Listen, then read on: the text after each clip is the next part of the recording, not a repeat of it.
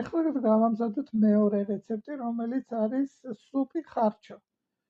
ავიღოთ გულმკერდის ნაწილი, ხტილიანი ნაწილი ხორცის, საკონლის ხორცის. ნუ შეიძლება კიდევ ახლა ხორციც გინდათ თქვენების კათმის ხარჩო შეგიძლიათ გააკეთოთ.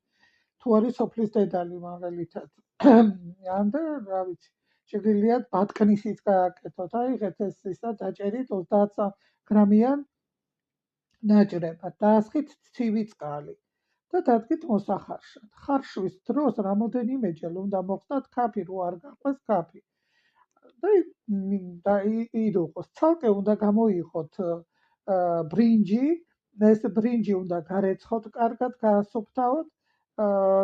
საკონლის ხორცში, ან რისი ხორციც აქვს, თუ იმას თავის ცხიმი აქვს, სასურველია, კარგი იქნება, თუ არა თვერთვის ნებისმიერ ცხიმში უნდა მოშუშოთ ხახვი და უნდა მიიყვანოთ ხახვი თითქმის გამზადებამდე რომ მივა, შეგიძლიათ გახეხილი პომიდორი დაამატოთ ამას ყველაფერთან ერთად.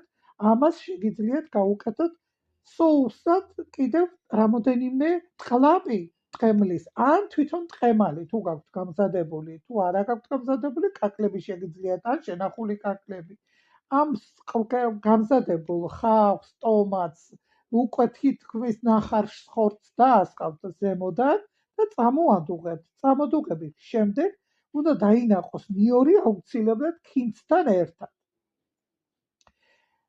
აგრეთვე ჭირდება ხმელის სუნელი, აუცილებლად ჭირდება ქონდარი, წიწაკა გემოვნების მიხედვით, დაფნის ფოთოლი, მხოლოდ დაფნის ფოთოლი ხმარი ჯობია, იმიტომ რომ რაღაც ამბოლოდოს თვითონ დაფნა სპეციფიური ის დაფნის გემო არ აქვს, რაც ადრე ქონდა ხოლმე და ეთერზეთების პრობლემაა, როგორც ეთყობა. ამიტომ ესა დიდი რაოდენობითაც ნუ მისცემთ.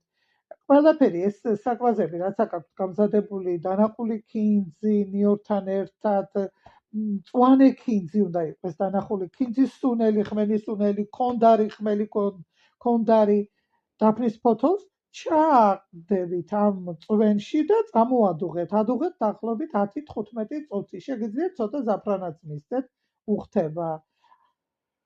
წამოდუღების შემდეგ 10-15-20 წუთის შემდეგ შემიძლიათ მარილით გემოვნების მიხედვით გამორთოთ. დაახლოებით ახლა დოზებს გეტყვით, რა შეიძლება გააკეთოთ. მაგალითად, ავიღოთ სადღაც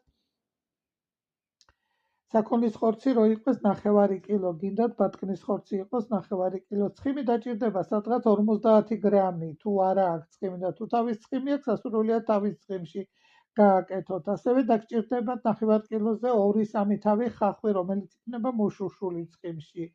3-4